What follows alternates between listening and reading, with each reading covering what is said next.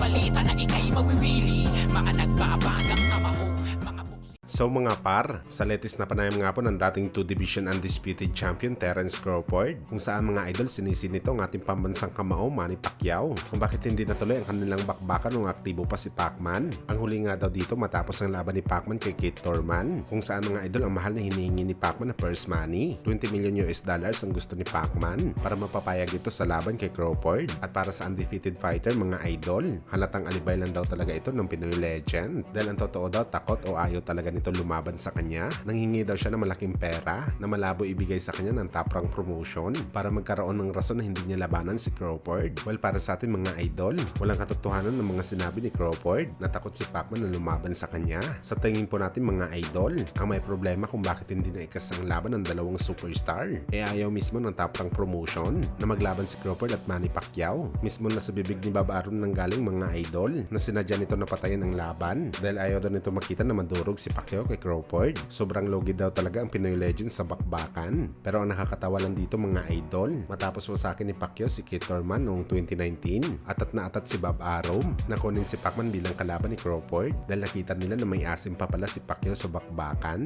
At sa mga oras na to mga idol, dito na sinagot ni Boss Manny ang tanong kung bakit hindi sila naglaban ni Crawford dati. Gayon pa man ang isang promoter lamang humahawak sa kanila. Ano yan ni Pacman mga idol? Matagal na daw nito kinasahan ang laban kay Crawford. Sa katunayan daw nito mga idol, mas pinili pa nito si Crawford na labanan noong 2018 pero binigay sa kanya na laban ni Bob Arum si Jeff Horn. At ito daw ang hindi maintindihan ni Pacman.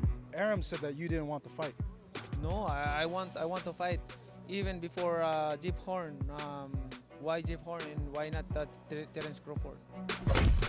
Sa kabilang banda naman mga idol, maraming mga boxing fans nga ang nadismaya sa fight announcement ng current super middleweight undisputed champion Canelo Alvarez. Dahil nagpa-presscon pa ito mga idol para lamang sabihin na isang Amerikano ang kanyang lalabanan sa kanyang next fight at hindi na daw siya lalaban under sa promotion ng PBC, kung saan walang espesyal naman daw na inanunsyo si Canelo. Salungat ito sa mga sinabi niya bago ang presscon na may pasabog daw ito sa laban. Pero ang totoong rason talaga mga idol, bakit maraming nainis kay Canelo? Dahil sinabi nito na isang Amerikano ang kanyang papalagan. Ibig sabihin nito mga idol, hindi si David Benavidez ang tinutukoy ni Canelo dahil isang Mexican fighter si David Boy. Ito kasi ang laban na gusto makita ng mga boxing fans. Si Benavidez lang kasi mga idol ang kalibel nito sa kanyang dibisyon, pero ang pinapalagan ni Canelo ang mga fighter na galing lamang sa mababang timbang, kagaya na lang sa naging panalo ni Canelo kay Charlo. At sa ngayon mga idol, isang American fighter ulit ang kalaban ni Canelo.